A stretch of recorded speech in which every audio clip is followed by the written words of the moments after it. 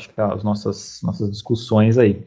E a terceira seria o que vai mudar na pós-pandemia, né? Então, a gente comentou um pouquinho do home office, então o que é esse modelo de trabalho, quais que são as características, desafios, e aí a gente trouxe a experiência do Guerra, que é um profissional que está há mais de 10 anos trabalhando nessa modalidade de home office, e agora está tendo que enfrentar também essa situação na parte educacional. E a gente tem também o Eduardo aqui conosco, que está trazendo também experiência lá, né, desde a época que ele era gerente na Claro, então ele já tinha um trabalho que era à distância, né, ele sempre tinha que estar no radar, né, digamos assim, e agora também está tendo esse desafio na parte educacional. E aí, para a gente dar um certo panorama, eu sei que ninguém aqui é mãe de Ná, né, ninguém é futurólogo, mas como será que a gente vai estar, tanto a questão do mundo, né, da pandemia, quando a gente começar a reabrir, né, igual o Eduardo falou, quando a gente começar a ter novamente os alunos indo para a escola, né, os trabalhadores voltando para as empresas, alguns talvez voltem, outros vão ficar em casa, né? Como que vocês veem esse panorama? Aí pode ser tanto da parte profissional quanto da parte educacional, tá bom? Aí vamos começar pelo Leandro aqui. Bom, vamos um pouco para a parte profissional, né? A própria empresa, os próprios gestores, né, o próprio gestor meu já está vendo que é um negócio que dá certo, tá? A pessoa tem que sair da casa dela, se deslocar até a empresa. No Rio de Janeiro, o cara demora 40, 50, 1 hora, 2 horas de deslocamento. Essa 1 hora, 2 horas de deslocamento, o cara poderia estar em casa e já ter resolvido muito problema, tá? Então, outra coisa, eu tenho um cara que trabalha conosco, tá? Tem um senhor que trabalha conosco, ele tem leucemia, tá? Então ele é uma pessoa de risco, você entendeu? Mesmo que volte, daqui 1 mês, 2 meses, volte para o escritório, ele não vai poder voltar. Ele já vai estar trabalhando de casa, tá? Então, o futuro, eu acho que vai ser esse daí mesmo. Não trabalhar 100% em casa. Você vai ter 1 ou 2 dias que você vai para o escritório, alguma reunião, alguma coisa, né? Assinar algum relatório, assinar alguma coisa. E a maioria vai ser, né, online, né? Então a gente vai trabalhar home office mesmo, tá? Agora, olhando um pouco para a educação, né? Olha, no fundo do meu coração eu não queria, mas bate no fundo do coração meu que a gente vai ter mais EAD no presencial, tá? Eu acho que as matérias práticas vai ser presencial e as matérias teóricas vai ser todas online, tá? No meu fundo do coração bate isso, tá? Eu não gostaria, mas eu acho que é o que a gente vai ter que se adequar, né, nesse momento, tá? Que é o futuro. Na verdade, tudo é o futuro. Hoje a tecnologia é o futuro. Com a entrada do 5G agora, né, com o IoT, com a internet das coisas, gente, você faz tudo pelo, né, tudo pelo mobile, né, tudo pelo celular, tudo que for móvel, você está conseguindo acessar, fazer tudo que você quer, tá? Perfeito. Eu acho que antes de passar a palavra para o Eduardo, essa questão da transformação da tecnologia é realmente incisiva, não tem como voltar atrás, né? A gente vai ter que cada vez mais saber dominar essas ferramentas, então softwares, hardwares, né, entender um pouquinho, pelo menos nem que seja um básico, para você poder ter um diálogo, até eu vejo enquanto dificuldade para vocês que são profissionais da engenharia, né? Eu já trabalho mais com educação ao longo do tempo, mas quem trabalha mesmo com TI, com redes, com circuitos, é muito complicado quando você tem que lidar, às vezes, com um profissional que ele se especializou, não estou desmerecendo, né? Mas, por exemplo, ele se especializou numa pedagogia. Então, ele entende do processo ensino-aprendizagem, mas muitas vezes ele não teve, assim, uma certa base na tecnologia para entender que quando vai por uma relação mediada por um computador, por um software, você tem que, isso que você falou, Guerra, acho que vai ser o mote do nosso webinar, mas ele tem que reaprender esses processos, né? Eu ainda estou enxergando, eu vejo no nosso grupo ali, não vou citar nomes, muita gente relutando com isso. Porque tem que dar aula online, porque não sei o quê, brigando. Gente, não adianta. Quanto mais você fica brigando, né? Já, de vez de ir correndo atrás, ver como é que faz, pega a gente que já entende um pouco mais, pergunta, você entendeu? Não pergunta e fica lá batendo. Não funciona. E, gente, você me desculpe falar, funciona, tá? Dá certo, sim. Você veja bem, a gente tem, então, a mesma tecnologia que faz a gente dá aula para os alunos que estão na nossa cidade, a gente está utilizando para conversar com você em Sorocaba. Então, você pode ter professores que vão dar aula para alunos em Londrina, que não estão em Londrina, professores de Londrina dando aula para alunos de Sorocaba. Então, a tecnologia, e assim, o Léo, ele deu aula no EAD, eu cheguei a fazer uma disciplina no EAD, e a Croton, com a unidade aqui de Londrina, tem uma estrutura assim, cara, é industrial, cara. Na época que eu fiz a aula lá, acho que tinham 15 estúdios simultâneos. Então, assim, era salinha atrás de salinha, atrás de salinha, com todos os equipamentos necessários para montar uma aula online, às vezes acontecendo ali online mesmo, né? Tinham gravações e tinham aulas online sendo produzidas, né? E aí, uma outra questão que a gente vai enxergar tanto na educação quanto nas profissões é o seguinte, primeiro é esse tempo que a gente fala, quanto tempo mais a gente vai ficar em quarentena, né? Eu acho que vai chegar uma hora que um vai olhar para o outro e não tem jeito, tem que tocar. Mas as empresas, elas já estão chegando nessa situação, né? Algumas... É porque quando a gente fala assim de discursos e de brigas entre governo e empresas, a gente fala muito de comércio, né? O comércio quer abrir, o comércio quer abrir. Gente, mas a indústria também precisa abrir, né? A gente tem as próprias... O setor educacional, ele não parou com as aulas online. A gente tem alguma coisa para poder discutir depois que voltar de atividades práticas, mas a gente se resolveu aqui. A maioria dos profissionais que podem trabalhar home office já estão trabalhando no home office. Ou você acha que o cara que paga um profissional caro no mercado vai esperar a quarentena acabar para ele produzir o que pode produzir, né, para a sua empresa? Mesmo que ele não possa vender o produto ainda, você vai botar o cara para planejar, vai botar o cara para avaliar a situação, avaliar os custos, ver onde ele pode reduzir os custos. E custo vai ser uma coisa que vai pesar muito, porque a economia vai sofrer por conta dessa parada. Então, assim, não haverão soluções mirabolantes para poder resolver tanto a educação quanto a parte de trabalho cotidiano. O que vai acontecer é que todo mundo vai... Se o cara pode trabalhar em home office, trabalha em home office. Se o cara trabalha presencialmente, ele vai utilizar EPI. Essa quantidade de EPI, se ele usa máscara, se ele usa máscara facial, se ele tem uma barreira na frente dele, vai depender da quantidade e da origem das pessoas com quem ele lida. Se um cara lida com 10 pessoas por dia dentro de um escritório, né, se não dá para fazer isso em home office, coisa que é difícil, um cara que trabalha num escritório, o máximo que vai acontecer dentro desse escritório é as mesas ficarem um pouco mais afastadas. Agora, o cara que precisa lidar, a gente precisa lidar com turmas grandes, com quantidades de alunos grandes. Pense no lado do professor, que às vezes por dia ele lida com mais de 100 alunos. E no dia seguinte, mais de 100 alunos, só que de outras turmas, né? Então, assim, dentro da área de educação, o professor ele vai ter esse contato genérico, assim, com uma quantidade grande de pessoas. Mas a gente vê, agora que tinha um movimento aqui na cidade de Londrina, que a gente via muitas pessoas da terceira idade trabalhando em supermercados, que não pararam, imagina como eles trabalham.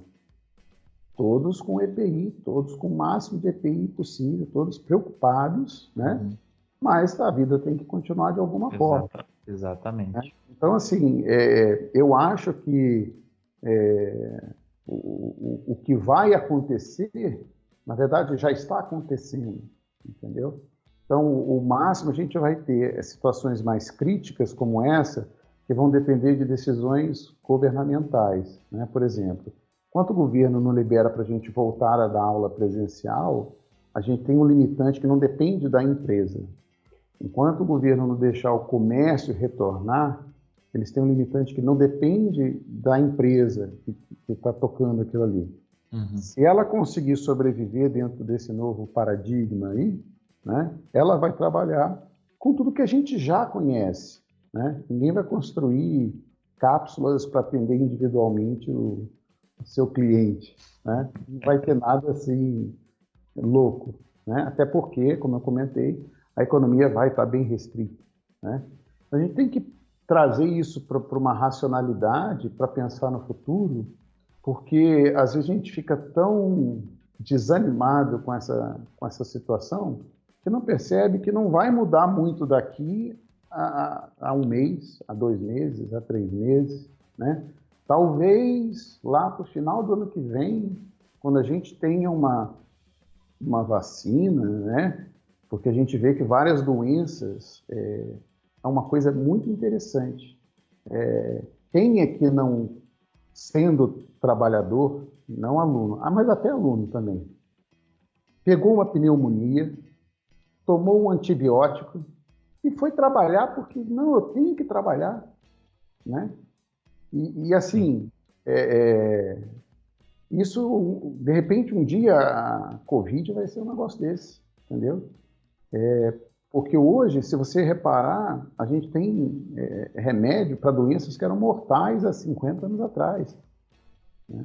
Só que eu estou falando de uma distância de 50 anos, né?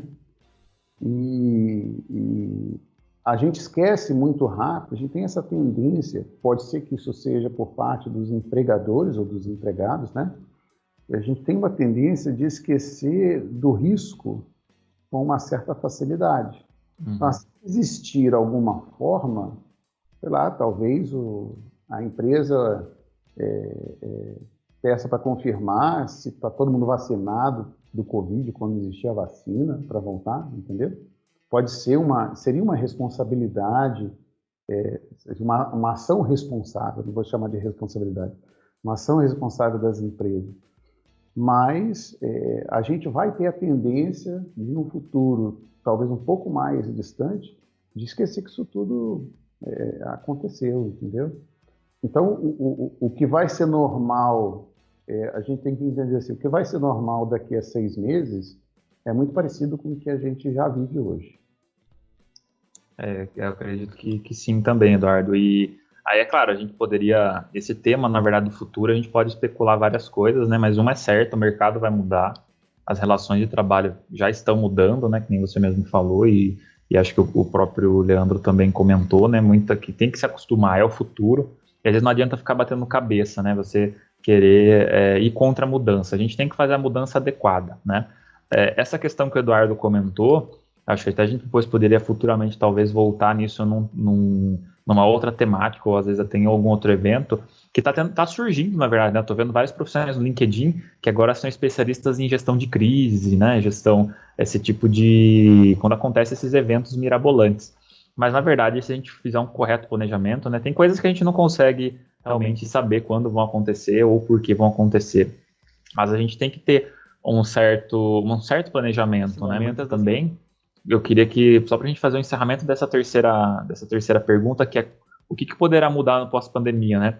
Então, talvez um de vocês, né, os dois, né, deixar uma dica de o que vocês acreditam que um profissional, agora no pós-pandemia, deva estar buscando se aprimorar, ou realmente alguma característica que ele tenha que ter um diferencial para que realmente nesse pós-pandemia ele consiga lidar com esse cenário, né, a gente tem algumas certezas, né, que realmente a economia vai dar uma boa freada, mas também a gente pode ter algumas incertezas, que nem podem ser que algumas áreas que a gente nem imagina, o próprio Leonardo falou agora na hora que ele estava participando, que as telecoms tiveram que se readequar para conseguir suprir uma demanda de banda, uma demanda de transmissão de dados, e às vezes a gente tem um mercado latente, que talvez alguém não tenha percebido ainda essa oportunidade, e possa explorar isso, né? O próprio mercado do home office, né? A gente tem o mercado da pandemia, né? Alguns especialistas estão falando isso. Então, o que a gente pode trazer, talvez, de perspectiva para quem está assistindo essa webinar aí? Aí vamos fazer a volta agora. Vamos começar pelo Paredes e aí a gente finaliza com o Leandro daí. Assim, sempre vai ser o seguinte, a flexibilidade e o engajamento do profissional sempre vai ser visto pelo gestor imediato dele, certo? Então, assim, em tempos de mudança como esse, o mercado está procurando esse tipo de profissional, né? Não estou dizendo que ele vai ser o cara que vai aceitar se expor, né, aquela quantidade imensa de pessoas ali, mas um cara que, você topa trabalhar de casa? Topo. Você topa fazer um trabalho com todas as proteções possíveis? Topo. O cara tem que ser flexível, né? E aceitar essa situação, e essa flexibilidade se estende também ao que ele pode aprender, porque, veja bem, a gente está mudando o mercado na seguinte situação: você é um engenheiro que, de repente, vai aprender marketing, você é um psicólogo que, de repente, vai trabalhar como relações públicas, né? Então, assim, por quê? Porque a quantidade de vagas de emprego, ela vai migrar entre setores aí. Por mais que a gente tenha uma redução no final da quantidade de vagas disponíveis, talvez por uma recessão econômica, vai haver uma migração aí de tanto criação de novas profissões, quanto migração de esforços para algumas profissões. E o profissional, ele tem que estar preparado para esse tipo de mudança. Sendo que, eu ouvi já isso, que o mercado brasileiro é muito restritivo quando se fala de escolher profissionais. Então, o cara se baseia um pouco na sua experiência, na sua formação, para escolher um cara para um determinado cargo, né? Então, também não adianta você tem que montar o seu perfil. Na hora de montar o seu perfil, você tem que montar ele dentro daquilo que você é bom e daquilo que você gosta, né?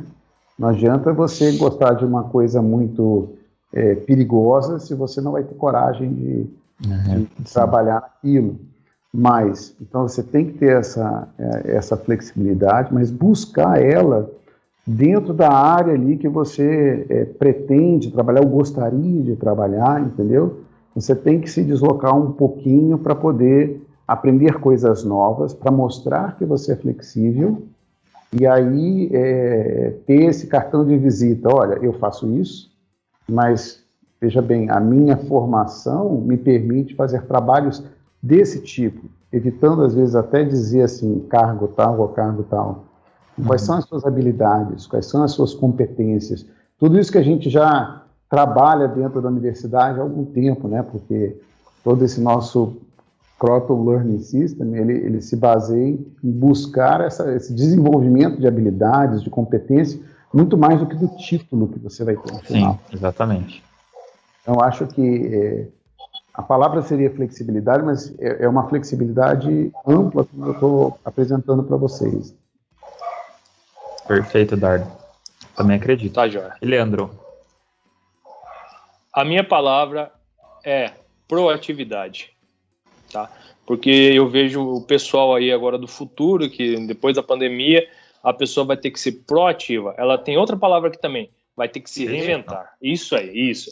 A pessoa vai ter que ser proativa e se reinventar, né, para trabalhar na área. Por quê? Ela vai ter que correr atrás. Não tem mais isso daí. Agora, a proatividade vai estar em cima disso. Você vê muita pessoa, mas o que eu faço? O que eu devo fazer? Gente, nesse momento que a pessoa está lá falando, que eu faço isso, já faz, vai correndo atrás, você reinventa, né? Tem a proatividade, porque hoje você vai mexer muito a tecnologia, e a tecnologia não para. Eu comecei na área de telecomunicações em 94, trabalhando na área de telecomunicações, mexendo com celular. O celular no Brasil começou em 1990. Hoje nós estamos em 2020, estamos indo para o 5G. Já tem implementado o 5G na Claro lá em Santa Catarina, a gente já estamos testando. Você entendeu? Olha o tanto de tecnologia que a gente passou. Se a gente ficar quietinho lá parado, o que eu faço? Né? A pessoa não vai conseguir seguir, tá? E hoje também com a nossa geração Y, X, Z, aí, tudo que tem aí, já nasce com o celular na mão, já nasce com a tecnologia na mão. Eles dão um baile na gente, tá? Eles dão um baile na gente na área de tecnologia. E esse é o nosso futuro, não vai ter jeito. Tá? Daqui a pouco, quando a criança for nascer, o pai vai chegar assim pro médico e vai falar, é iOS ou é Android, né? Não é mais é menino ou é menina, né? É iOS ou é Android? Pera aí, é um ou é outro, né? Já nasce com o celularzinho ali no parque. É Windows ou Linux, né? Bem por aí. Sempre tem a bipolaridade, né? A gente sempre tem essas questões aí. Então, acho que é isso, né? Eu anotei as palavras que eu acredito que realmente a flexibilidade, proatividade, essa questão de se reinventar é importante. A questão que o Parede levantou, né, de o profissional saber se posicionar no mercado, né? Então, essa questão dele é importante. O Leandro falando, esperar acontecer alguma coisa, o que eu vou fazer? Não, vai e já verifica, né? Por exemplo, quem fez TI há 10 anos atrás, agora tem um certo mercado para trabalhar legal, né? Tá um mercado aquecido, tá? Agora quem fez, por exemplo, uma engenharia muito diferente, por exemplo, uma engenharia sanitária, às vezes vai estar mais restrito o mercado, mas não quer dizer que ele não pode aprender, por exemplo, uma inteligência artificial para criar modelos, talvez para implementar um plano de ação, para fazer alguma gestão. Montar algoritmos, né? Montar algoritmos, exatamente, né? Então, realmente o profissional do futuro, esse pós-pandemia vai exigir muito isso. A pessoa saber se posicionar e se adequar. Porque e aí, se vender para o mercado, né? Ele saber ser proativo em relação ao mercado. Então, poxa, tem uma vaga aqui que é para, às vezes, supervisor ou uma coisa assim. O que eu posso colocar da minha experiência nesse currículo específico e mandar? E não ficar mandando o currículo assim, eu sei fazer um bom cafezinho. Então, ele tem que realmente ter essa Stark, é as tag, né? Hoje a gente brinca, é as tag correta que a gente tem que colocar pro cara procurar, você entendeu? Isso é uma boa. A gente tem que colocar as tags certinhas do que você faz para quê, né? Para o algoritmo te achar mais fácil, né? E o que acontece também é que não é só o que você coloca no currículo, porque o currículo é só a primeira fase da seleção do profissional. Na hora que você cai na frente da pessoa que vai escolher trabalhar com você, ele vai ver se você convence e se você está disposto àquele trabalho, se você gosta daquele trabalho, muito mais do que está disposto até. Então, se você gosta daquilo que faz. E com relação a coisas que você comentou antes, quando um gestor pede para um funcionário fazer alguma coisa que ele não está acostumado, esse gestor ele assume um certo risco. É lógico que ele vai dizer para ele assim, vai lá, eu preciso que seja feito isso, e não pode dar errado. Mas ele sabe que ele está assumindo um risco, né? Da mesma forma, dependendo de como você se apresentar, tanto no currículo quanto pessoalmente para uma vaga de emprego, o cara vai olhar assim, pô, esse cara tem uma formação que não é exatamente aquela que eu pensava para esse cargo, mas a forma como ele se expressou me convenceu e vai te escolher. É mais ou menos assim que eu mesmo escolhia os profissionais que eu selecionava quando era gestor, entendeu? E eu acredito que o mercado é assim, porque o mercado é feito de pessoas com as quais a gente convive, a gente sabe que acontece dessa forma, né? Pode ser que numa empresa multinacional, que vem um cara de fora para te entrevistar, seja um pouco diferente de um brasileiro fazendo essa entrevista, tá? Porque aí eu já não sei, isso depende muito da característica de país para país. E é lógico que, se eu não tenho uma formação de programador, eu não vou me candidatar para uma vaga de programador. Olha, eu não sei nada, mas eu aprendo, pode deixar comigo. Não tem tempo para isso, né? Então, mas assim, você vê que às vezes a linha é muito tênue, né? Você vai precisar mudar de trabalho, você vai precisar mudar de área de atuação, você vai precisar saber fazer isso, convencer a pessoa que você pode trabalhar nessa nova área, fazer esse novo tipo de atividade, né? Exatamente.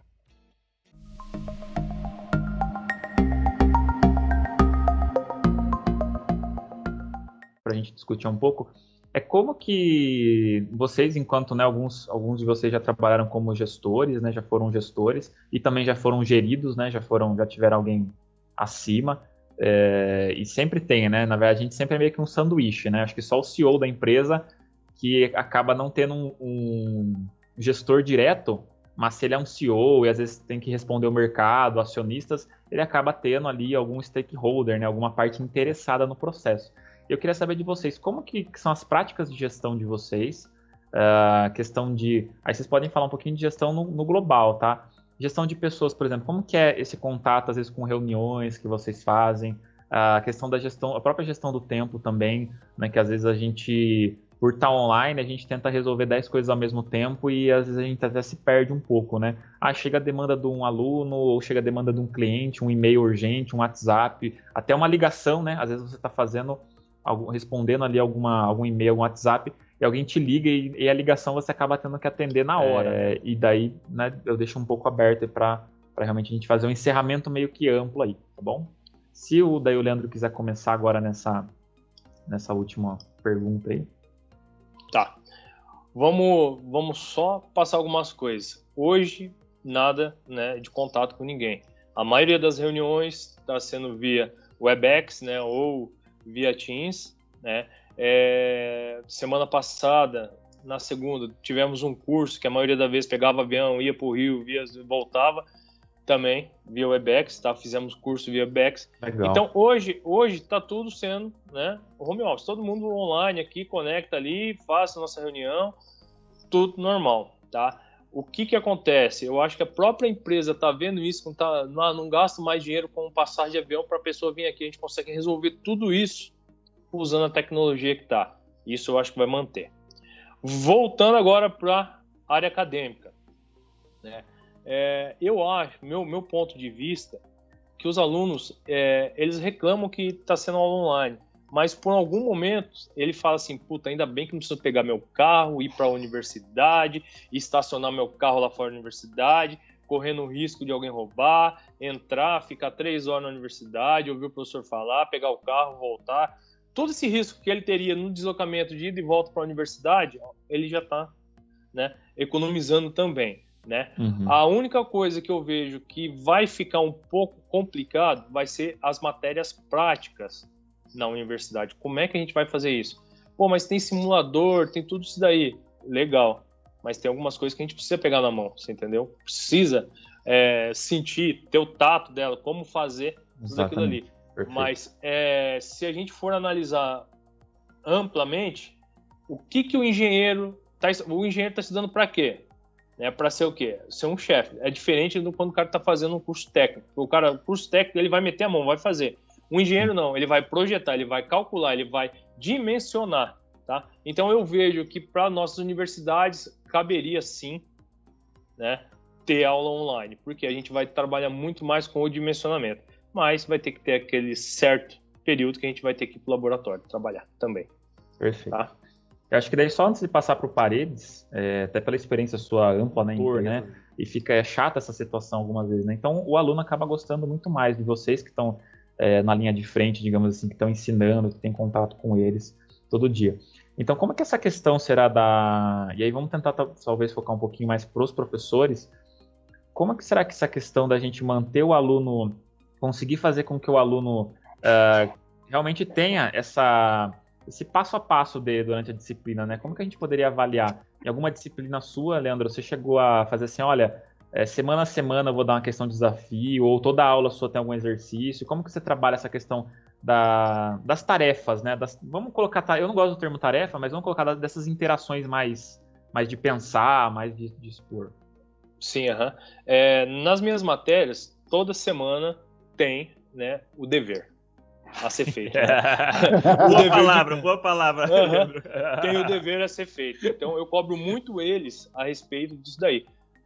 Eu gosto muito daquela aula. Você dá toda a teoria, depois vem a parte prática, os cálculos e tudo mais, né? E, final, eles me entregam o que aprenderam, assim, entendeu? Então, eu sempre estou analisando isso daí. Então, todas as aulas têm o dever. Então, eles, obrigatoriamente, todas as aulas têm que estar acessando, né, interagindo comigo na aula online, né, e mandando para mim os trabalhos feitos, tá? É assim que eu procuro manter meus alunos. Perfeito. Tá? E pelo menos até esse momento tá dando muito certo, não tem que reclamar nada, tá? Alguns outros que, né, diz que tá assistindo, mas não tá, mas a gente vai relevando, né? Na verdade a gente é igual a aula presencial, isso não acho que não mudou muito, que agora caiu muito mais a frequência, né? Por essa questão de ter o abono de falta, o aluno que tá, digamos, assistindo, mas não tá, né? E aí no presencial acontecia isso. e aí agora no EAD talvez tenha escancarado um pouco mais, né? Então é bem crítico para os nossos docentes. E aí eu queria daí partir para o Paredes aí para dar também a perspectiva dele, né, com relação a esse tema. E aí, se quiser, Paredes, também desenvolver com relação aos docentes, né, os desafios, né, pode ser o profissional, mas também fazer um encerramento com relação a uma mensagem para os docentes, né, que vocês estão inseridos no olho do furacão aí. Assim, eu me senti verdadeiramente um youtuber em muitas aulas, olhando para a câmera, né, sem ouvir nada do outro lado, né? E realmente eu sou obrigado a questionar, a procurar lá o nomezinho dos participantes. Ei, fulano, o que você achou disso? Para poder chegar e alcançar esse engajamento. Porque a metodologia que a gente precisa utilizar, ela prevê o engajamento. A forma de aprender depende desse contato contínuo, né? E isso em qualquer coisa, do aluno com a disciplina, né? A gente precisa, se não com tarefas semanais, aí, como o Guerra falou, né?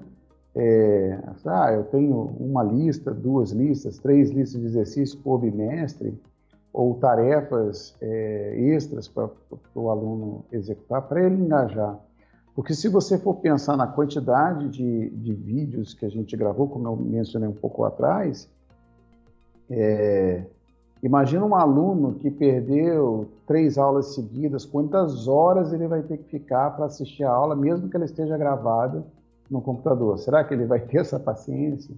Então, assim, é muito mais fácil para o aluno participar da aula online, a menos que, eu considero assim, a menos que por conta da quarentena, o horário de trabalho dele mudou né, e dentro da empresa dele ele teve que passar a trabalhar no horário que ele assistia a aula, tá? E aí, numa situação dessa, pera lá, né, vale a pena mudar para de manhã, vale a pena mudar. Aí não está na hora ainda de mexer. No próximo semestre pode ter alguma coisa nesse sentido. Mas para o aluno é mais fácil, para o aprendizado é melhor, que ele pertença, né, aos alunos que estejam assistindo continuamente. Para o professor, dá uma sensação de maior tranquilidade de estar passando o conteúdo da disciplina, porque é como se dentro de sala de aula, você consegue ver a expressão do aluno, né? Você consegue ver se ele está entendendo, ou se ele está voando, ou se ele dormiu os últimos 5 minutos da sua aula, entendeu? Então, assim, online, todo mundo desliga a câmera, cara. Então, assim, você tem que... Liga a câmera um pouquinho para a gente conversar, para a gente ver, né? Professor, aqui tá difícil, né? Mas, enfim, é importante esses dois lados. E o professor entender também que é a realidade, né? Então, assim, conseguir desenvolver, muitas vezes, sem ter esse feedback do aluno, essa capacidade de, às vezes, falar 30, 40 minutos sem parar para a tela do computador, né? É isso que é característica de youtuber, né? Porque em alguns momentos isso vai ser necessário também. Quem não está acostumado fica incomodado. A gente pensa também, assim, como professor, assim, tá, e esse material, como é que vai ser manuseado? Quem não trabalhava em EAD, porque assim, é diferente a gente dar aula presencial e cometer uma gafe ali na hora de falar alguma coisa, e você até soltar um palavrão qualquer ali. Pode ser, né? E está gravado, né? Visto aí reunião ministerial do Bolsonaro. É diferente, entendeu? Está gravado, a gente sente que é uma responsabilidade ainda maior, tá? Não que seja a gente seja irresponsável na hora de apresentar as informações para os alunos, mas não vai ser só o aluno que vai assistir a nossa aula, sei lá quantos alunos vão assistir a nossa aula. A gente sempre tem um pouco de insegurança, mas não tem jeito, né? Se errar numa aula, corrige na próxima aula gravada, entendeu?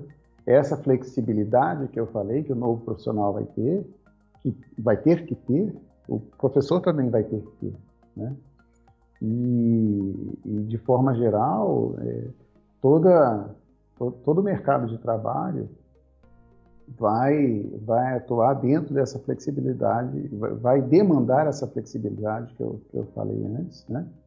Então, é uma flexibilidade como o Guerra falou, de ser proativo, de buscar conhecimento, né? Você vê que o aluno precisa buscar conhecimento, não é só o professor apresentar para ele o método da Croton, é assim, vamos trabalhar problemas, vamos solucionar problemas em conjunto. Esse método está um pouco prejudicado pela aula online, porque falta um pouco daquela interação. Então, assim, o que o professor pode fazer é promover trabalhos em grupo, mesmo online.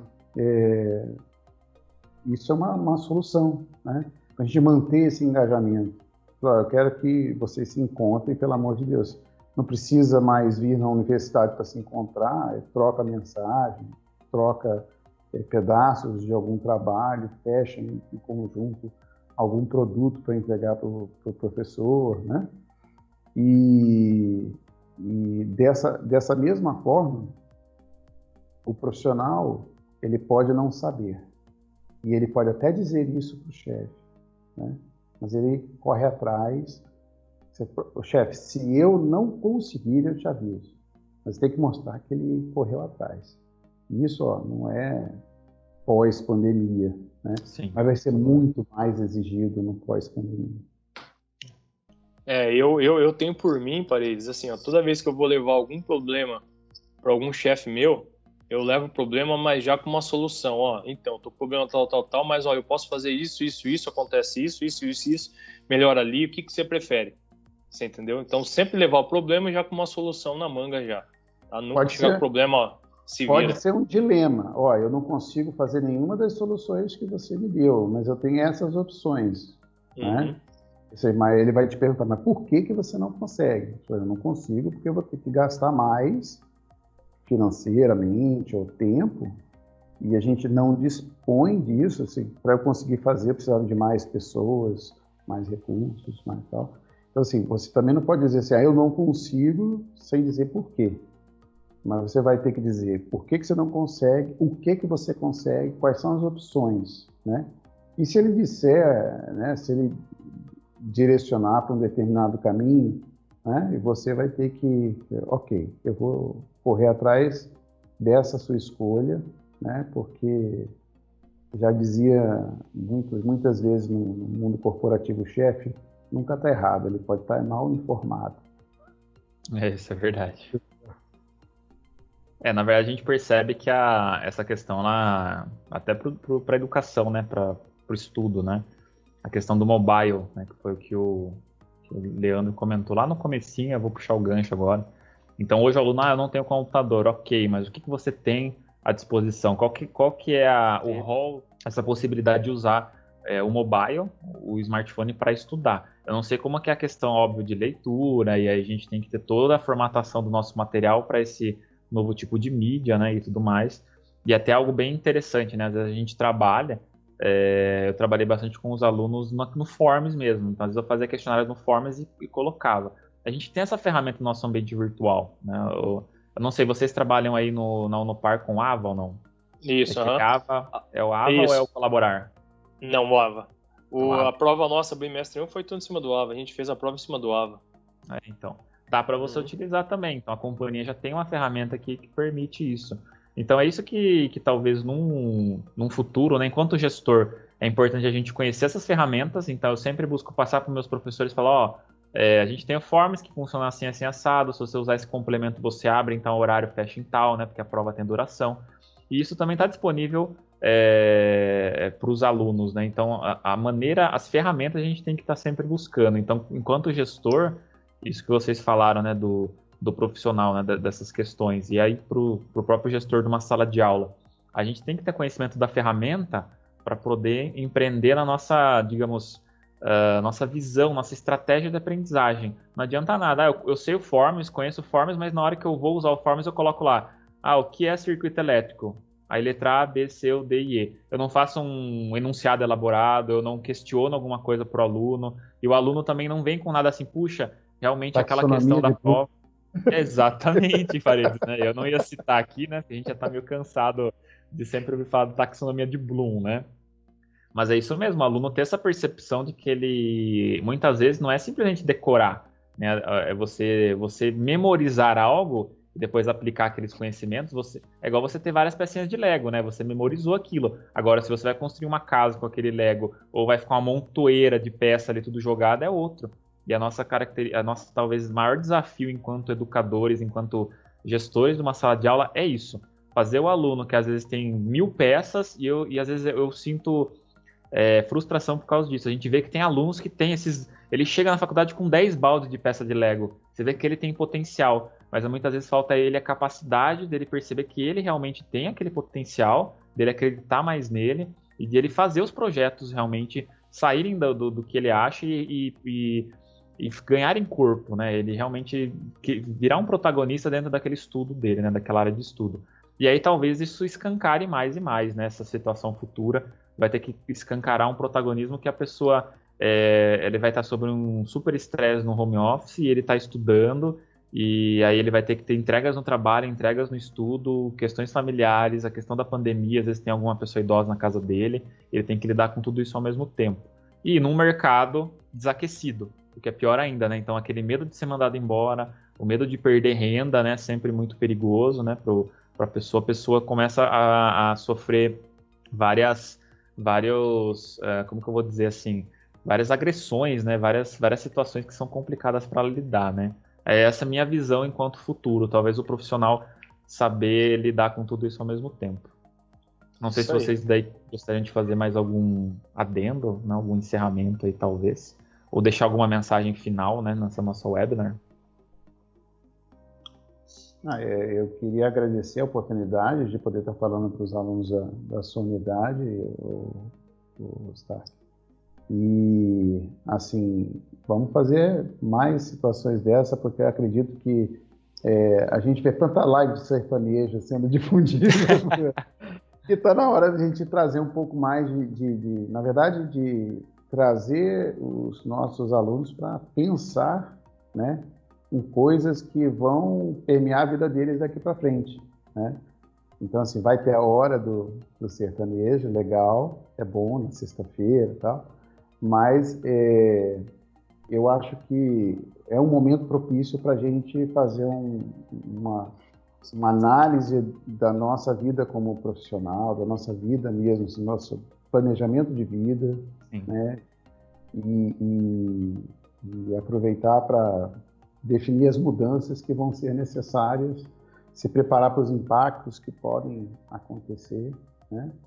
E estudar nunca é demais, né? Discutir nunca é demais. A gente está vivendo na pele o lifelong learning agora, né? Porque você vai precisar ter cada vez mais conteúdo para poder convencer, para poder se esgueirar em novas atividades, né? E, assim, sempre digo, o engenheiro é um profissional extremamente flexível por natureza da profissão, tá? Qualquer engenheiro pode trabalhar em várias áreas, né? Cabe você escolher, assim, aquela que mais te atrai, colocar a cerejinha no bolo, assim, putz, isso fica bom tanto para mim quanto para a empresa onde eu vou trabalhar. Certo? Obrigado, Stark. Perfeito, Eduardo. Vamos lá, Leandrão. Stark, eu gosto sempre de dizer o seguinte, eu falo muito isso nas formaturas, tá? Nas formaturas dos meus alunos. Eles vêm, agradecem, professor, muito obrigado, tal, mas você olha no olho dele que ele fala, pronto, e aí? Tô formado, e agora? Eu sempre falo assim para eles, gente, nunca abaixe a cabeça. Cabeça sempre erguida e se joga. Sempre olhe para frente, corra atrás do que você quer, nunca abaixa a cabeça. Cabeça sempre erguida que vocês vão conseguir. E é batata, gente. Na nossa área, na área de tecnologia, não tem como ficar desempregado. Sempre tem emprego para cada um, tá? Muito obrigado, Stark. Espero que os alunos aí de Sorocaba, né, Gostem da nossa livezinha aqui, né? Do nosso vídeo. E obrigado mesmo, cara. E ó, cabeça erguida, olhe sempre para frente, tá? Nunca para trás. Legal, Isso vai passar.